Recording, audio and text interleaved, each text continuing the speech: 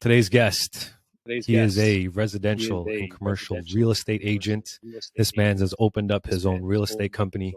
He's closed on numerous properties together. This guy's a fucking gem. Ladies and gentlemen, Mr. Matthew Gravina. Thanks for having me, Ange. I really appreciate it. What's good, bud? How you been, man? Been good. Just kind of getting back into the swing of things. You know, I took some much needed time just for some R&R over the holidays and whatnot. And I mean, especially with everything kind of going back on here, back in Ontario, I think it was kind of for the best. Yeah. But yeah, just kind of picking up the first week of Jan, pretty much where we left off as far as everything that's going on in the market. So keep me busy with that. Good. Now, I know a lot of people probably won't know you, but me and Matt go way back. I think it was like 2015, 2013-ish. We were working at Rogers together, and then we left that and did a little startup. And I want to go back there because that's really where I felt like I seen the hustle side of you come out, is when we were at that startup. I remember vividly you bringing in like your textbooks when you were doing the real estate course and you were studying for exams, and there was a lot of kind of grind that you were trying to balance both the real estate course and your work life. So I wanted to kind of tip my hat to you there. Do you remember like a little side bet I told you while you were doing the course? No? I'm gonna be honest with you, I can't. But before you answer it, I have to say, and I mean, I think this is for a lot of people, because I would have been, at that time, I would have been like 21, 22. Yep. So a younger cat for sure. But I can say with absolute certainty that I would not be in the position that I am today without that job. And even without Rogers before that. And the hustle, I mean, you know, that kind of goes without saying. You need that, you know, whether you're a real estate agent or an accountant, if you're kind of running your own business. But just kind of the, you know, being downtown at a young age, having guys like yourself and a few other, you know, people that I looked up to at the time to kind of help me build my sales acumen and really how to add value to people. Like I said, that was invaluable as far as being able to have a transferable skill from that job to fast forward, you know, 6.5 years later, and here we are. Yeah. So I remember telling you, I was like, yo, if you get your real estate license, I'll let you sell my house. And I remember you calling me and being like, yo, I got my license, bro. And I looked at Britt. I was like, yo, we're going to have to sell the fucking house. And then literally a year, I think it was like a year, or like maybe less than a year. A little less than a year. You sold my house for over ask. I might add there. So it was a good kind of eye opener for me. And I think it was really cool for us to kind of build that relationship between agent, friend, kind of camaraderie between the two of us. So I really rely on you when it comes to like the real estate side of things. And that's why I thought it'd be cool for you to hop on and shoot the shit with me for a bit, just to go through, you know, what real estate is looking like right now and all that sort of thing. Go ahead.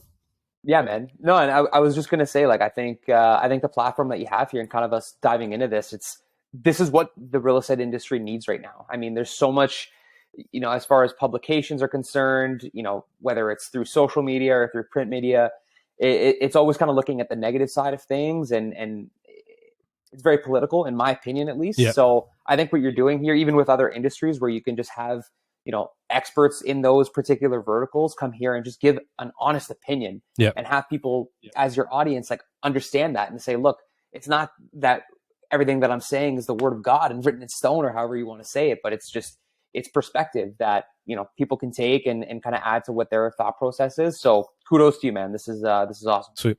So, I mean, going into thought process, obviously we're in a very special time, right? Being COVID and Omicron and all that shit. But I even remember when COVID first started, we're talking like 2020 March. I already started talking to Britt about possibly copying a next place, being like, this might be the time to do it. Whether the mortgage rates are going down, pre-approvals were a bit different, but there was really this big stigma on, should we pull the trigger? And I remember reaching out to you being like, yo, can we start setting time to look at properties that you think would be a good play for us right now? And you told me, hey, let's look, outside the city. Maybe we look out in smaller areas, which we were in now. And thankfully we were able to get this place that we're in at a low price. But bro, I'm looking at when we purchased in 2020 to today, the amount that even this house or my neighborhood that I'm in right now, the value has literally shot up. It's skyrocketed to the point where it's kind of scary for me, because yes, I'm happy that the value is going up in this property, but at the same time, where else would I be able to go after the fact, right? So, I mean, let's start it off there, where it's like, did you foresee this boom in the market happening even when we did chat back in 2020? Absolutely not. Definitely to the extent of where we're at. And again, fast forward, like you said, that if I remember correctly, that deal pretty much got completely wrapped up. I believe it was the first week of April. In 2020. And like you said, COVID, it was a thing. We knew it was a thing, but we didn't know, where this was going to go. I don't even remember correctly if we were in full lockdown at that point. I could be wrong about that. There was rumblings of it. And to be fair, I feel like that could have played in our favor as the buyer, because the media was putting a lot of fear in people. And I think the sellers just didn't want to deal with that shit. They were like, yo, well, we're willing to go, you know what I mean? Like, I don't even think we went over ask. I think we went just under ask at this, and we stole it. We did. And I mean, that to me is just a product of impeccable timing more than anything else, because I do recall at that time, like there were a couple of comparable properties that we were looking at within that neighborhood. I mean, we weren't experiencing, the $200,000, $300,000, $400,000 over ask scenarios, but they were selling historically quickly for that area specifically.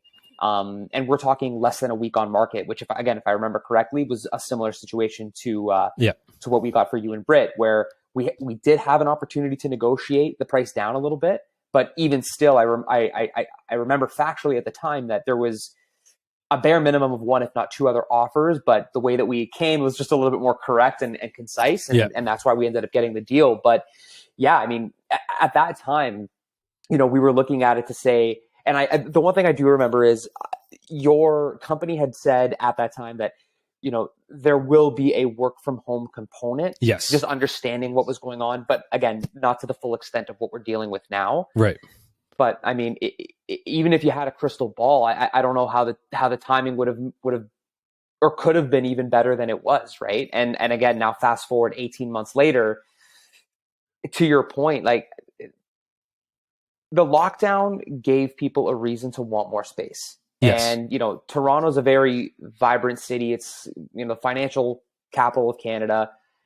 And I understand the wants and needs of people wanting to live down close. But again, now in a situation where if you're coming from a 500-600 square foot condo to something similar to what you have, a very nice bungalow on a good sized lot, that in and itself is really what sparked, the craziness of what you're seeing right now. And I guess the biggest question is, how sustainable is this? How long can this last? And part of the reason I really wanted to come on this podcast was discuss, because again, all the outlets are pointing towards you as a buyer. And let's focus on millennials like you and I. Right. What are you as a buyer going to do? They're not talking about on the selling side, or they're not talking about people in your situation where you're happy where you're at. You could be there for another 10 years easily, no problem.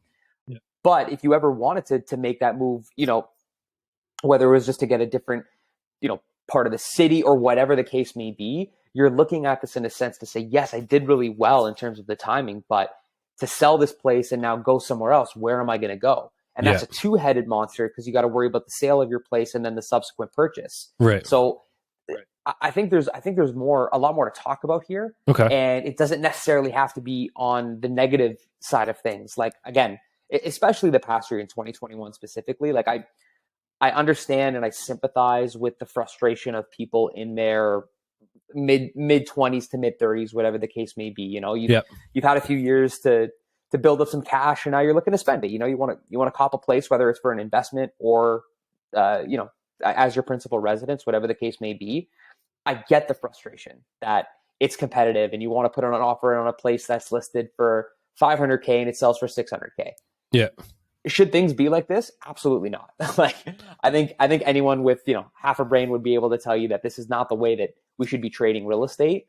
But I just think that, again, based on everything that we saw last year and having the market pick up by 12% like this, what I mean? It's retarded. Right before our eyes. Yeah. Now, sorry, go ahead. I was going to ask. Bidding wars, right? Like, I feel like people going into it now, it's a no-brainer. They should already expect to be going into a bidding war, regardless if it's in the city, outside of the city. It's kind of the new norm. In regards to, you have to either put your best foot forward or expect other competitors, other bidders to go in with you. How do you see this going, considering we're, I don't know, what are we, first week in 2022?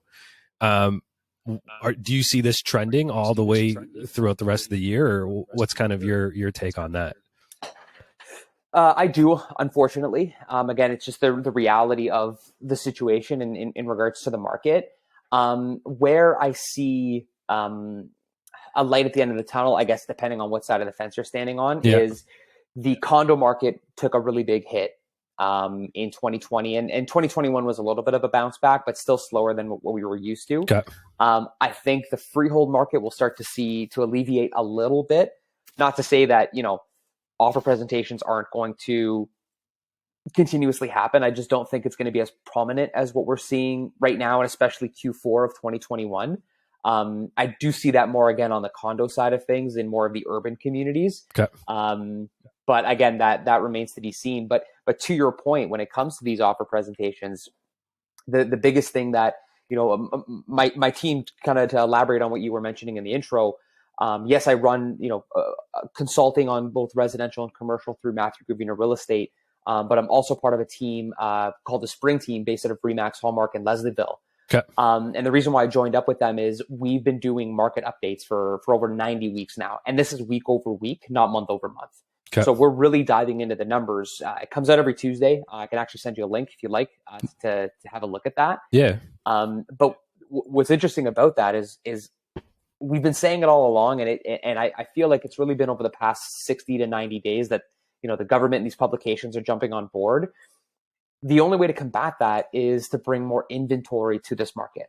Like, all the issues that you read about is all high level speculation. The facts and the numbers are showing us that there are just not enough quality homes in the areas that people want to live in, based on the amount of people that want to own these properties. So, right? And supply and demand will always, be that dictating factor. So speak to that point a bit. Do you know of specific areas in Toronto right now that are considered in high demand, or that should have more, I guess, inventory? In Toronto, it's tough. I mean, right now, as far as our market report is concerned, boundary wise is basically lake to the south, the beaches to the east. I'll say Eglinton to the north, to be realistic. We will go up to like Lawrence Park and whatnot. So even, let's just say the 401, and then the Etobicoke border to the west. So like really concentrated in the city. And I mean, you could make an argument that every neighborhood could use some more housing, right? Especially affordable housing. Right? Like the prospect of owning a detached home in the city and spending $3.5-4 million, you're in the top 0.05% of people to even be in that situation. Yeah. So for me, it's not even, and I've been a big advocate of this since I got into real estate, like I said, about 7 years ago. It doesn't have to be centered towards Toronto. It could be in areas like Bowmanville that you lived in for a while. It could be going further west, like some of the rural areas in Oakville and Milton, where you're still an hour away from the city. Right. You know what I mean? Like, I know that our infrastructure as far as transportation isn't the best compared to other major cities, but ultimately, if you can be within an hour from Toronto in any capacity, you do have the ability to work in those markets. Will you have to sacrifice a little bit? Yes. Like, that's just kind of the unfortunate reality of life.